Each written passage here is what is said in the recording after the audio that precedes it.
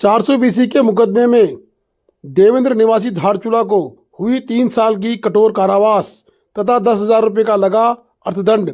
बता दें, प्रथम श्रेणी न्यायिक मजिस्ट्रेट प्रथम श्रेणी श्री नवीन राणा धारचूला की न्यायिक मजिस्ट्रेट न्यायालय द्वारा सरकारी सेवा में भर्ती के नाम पर ठगी करने वाले अभियुक्त देवेंद्र निवासी धारचूला को तबा 420 ताजीरात हिंद में दोषी पाते हुए 3 साल के कठोर कारावास तथा 10,000 रुपये के अर्थदंड की सजा सुनाई गई है। बता दें कि माननीय दंड न्यायालय का यह निर्णय सरकारी भर्तियों के नाम पर ठगी करने वालों के लिए सबक है। साथ ही 10,000 रुपये अर्थदंड जमा नहीं करने पर 6 महीने की अतिरिक्त कठोर कारावास सजा भुगतनी पड़ेगी।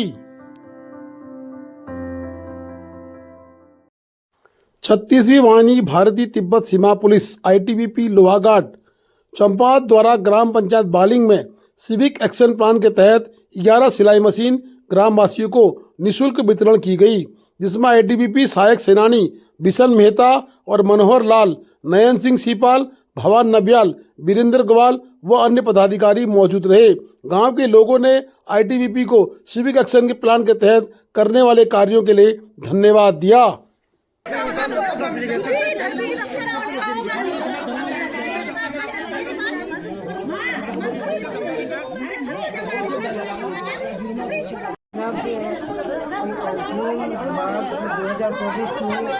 ITBP के द्वारा छत्तीसगढ़ के द्वारा ग्राम पंचायत बालिंग में सिलाई मशीन निःशुल्क दिया गया है, जो गरीब प्रार्थी को चयन किया गया है, जिसे ITBP के कमांडेंट और ITBP के अधिकारी को लोगों का बहुत बहुत धन्यवाद।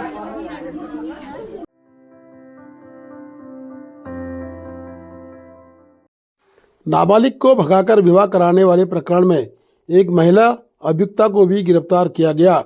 बता दें, कोतवाली धारचूला में बीते 17 नवंबर को रांची धारचूला निवासी एक व्यक्ति की सूचना पर एक नाबालिग बालिका की गुमशुदगी रिपोर्ट दर्ज की गई थी। मामले की गंभीरता को देखते हुए SP रेखा यादव के निर्देशन में CO परवेज अली के परीक्षण में कोतवाली धारचूला पुलिस ने त्वरित कार्रवाई करते हुए जांच के दौरान प्रकाश में आए 2 अभियुक्त विक्रांत राठी व रविंद्र खोकर को गिरफ्तार कर जेल भेज दिया था। उक्त दोनों व्यक्ति नाबालिग को विवाह के उद्देश्य से भगाकर ले गए थे। आज उक्त महिला द्वारा नाबालिग को भगाने में उक्त अभियुक्तों का साथ दिया था, जिसे उप निरीक्षक Megha Sharma, head constable Anand Singh, constable Mahesh बोरा ने यशोदा देवी उपरोक्त को गिरफ्तार कर लिया। अभियुक्त को कोर्ट में प्रस्तुत कर अग्रिम वैधानिक कार्रवाई की जा रही है।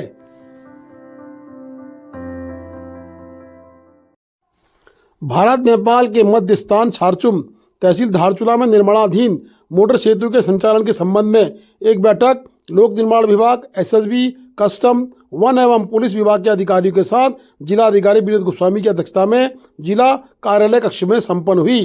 बैठक में उपस्थित अधिशासी अभियंता लोक निर्माण विभाग अस्कोट द्वारा छारचुम मोटर सेतु के संबंध में जानकारी दी गई। जिलाधिकारी ने उपस्थित विभागीय अधिकारियों को निर्माणाधीन मोटर सेतु में अतिरिक्त बैरियर रखने के साथ ही गेट निर्माण किए जाने के निर्देश भी दिए। इसके अतिरिक्त बिहारों को रॉक चट्टान को हटाए जाने हेतु प्रस्ताव बनाने के निर्देश दिए। बैठक में सशस्त्र सीमा बल, पुलिस विभाग, कस्टम, वन विभाग, IB के उपस्थित अधिकारियों से छारचुम मोटर सेतु के समीप विभाग की चेक पोस्ट चौकियां स्थापित किए जाने के संबंध में जानकारी ली गई। बैठक में SSB एवं कस्टम विभाग ने अवगत कराया कि निर्माणाधीन पुल बनने के उपरांत सुरक्षा के दृष्टिगत कम से कम 1 प्लाटून SSB व कस्टम के कर्मचारियों के कार्यालय आदि हेतु भूमि की आवश्यकता होगी।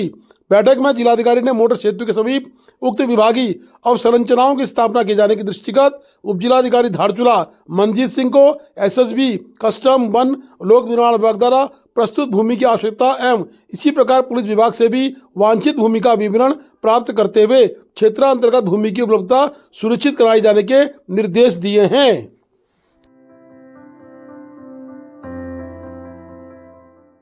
जिलाधिकारी विनोद गोस्वामी ने एचोली स्थित the Asian academy senior secondary school के ऑडिटोरियम में भविष्य ज्योति सम्मान समारोह में प्रतिभाग कर पिथौरागढ़ के विभिन्न विद्यालयों से उपस्थित छात्र छात्राओं को उनके शैक्षणिक सत्र में अच्छे प्रदर्शन हेतु सम्मानित कर उनका मार्गदर्शन किया।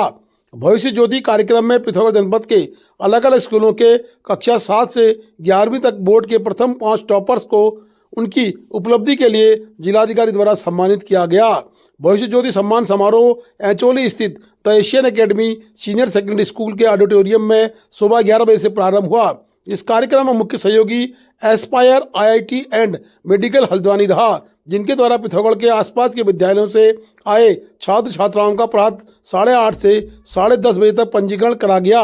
कार्यक्रम में प्रत्येक विद्यालय के 5 टॉपर्स में कक्षा 7 से कक्षा 11 के सभी बोर्ड के विद्यार्थियों को उनके उच्च प्रदर्शन हेतु मुख्य अतिथि जिलाधिकारी तथा विशिष्ट अतिथि मुख्य चिकित्सा अधिकारी पिथौरागढ़ द्वारा सम्मानित किया गया। जिलाधिकारी ने अपने संबोधन में उपस्थित छात्र छात्राओं को उनके उज्जवल भविष्य की शुभकामनाएं देते हुए उन्हें भविष्य में आने वाली चुनौतियों से निपटने हेतु सुझाव व उनका मार्गदर्शन किया। जिलाधिकारी द्वारा सभी बच्चों को अपनी दिनचर्या में प्रतिदिन अखबार पढ़ने की आदत को शामिल करने तथा व्यवहारिक ज्ञान एवं नई विधियाएं सीखने का भी सुझाव दिया।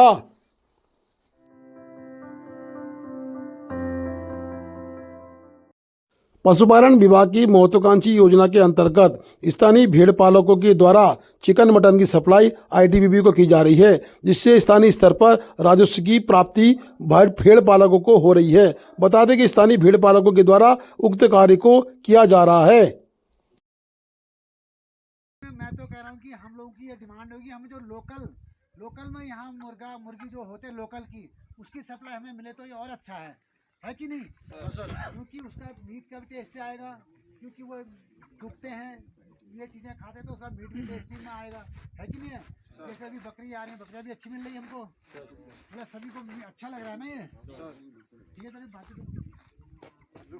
तुम लोग जब बंद कट कर दो तूने वो सदस्य हूँ। मैं एक्टिव सदस्य भेड़ बकरी पालक सीमांत प्रगतिशील भेड़ बकरी पालक सहकारी समिति लिमिटेड करके एसी बोर्ड से हमारे 9 फेडरेशन बनाए गए थे।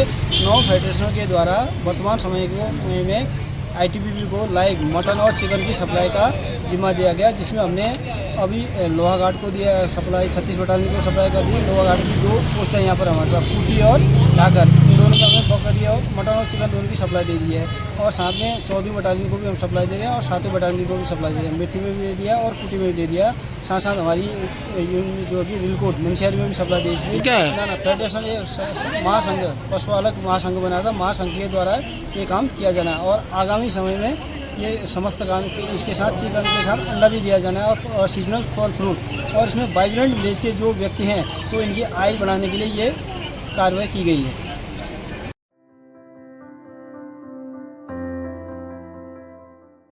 धारचूला खोतिला के निवासियों ने रेस्ट प्रमुख के नेतृत्व में आज एक ज्ञापन तहसीलदार के माध्यम से जिलाधिकारी को भेजा है। बता दें कि रास्ते की मांग को लेकर लगातार खोतिला के लोग प्रमुखता से इस बात को उठा रहे हैं। वहीं हिलबेज कंपनी की कटिंग के द्वारा आने जाने वाला जो मार्ग खोतिला के लिए था वो बाधित हो चुका है। कई लोगों को चोटें भी लगी हैं। इस तरह की बात लोगों ने बताई है और आज उन्होंने विरोध प्रदर्शन भी किया। साथ ही उन्होंने ये कहा कि अगर हमारी मांगें नहीं मानी गई तो हम आने वाले समय में चक्का जाम इत्यादि कर हिलबेज के काम को बंद करा देंगे। बता दें कि हिलबेज के काम से जो आवागमन के लिए पैतृक रास्ता खोतिला के निवासियों का है वह बाधित हो चुका है। स्कूली बच्चों के आवागमन पूरी तरह से बाधित है, जिससे कि कहीं ना कहीं बच्चों को चोट लग रही है, वह लोग घायल हो रहे हैं, परंतु हिलबेज कंपनी अपनी मनमानी कर रही है। इस तरह के आरोप गांव के लोगों ने लगाए हैं। दबा गया है और लेजर लाइन भी पूरी तरह से ध्वस्त हो गया है। उक्त मार्ग में ऊपरी भाग से मलबा फेंकने के कारण नीचे कई ग्रामीण चोटिल भी हो गए हैं। आज हमारे सारे बच्चे स्कूल नहीं गए हैं सर। मेरी लड़की भी खुद छुट्टी हो चुकी है और ये कंपनी वाले ये कहते हैं हमें काम से मतलब है और हमें कुछ मतलब नहीं है। चोट लगेगा तो हम पैसा देंगे, मेरी लड़की कंपनी वाले ला के देंगे। हाँ, आज चोटी हो गया, घर में बैठी हो आज भी।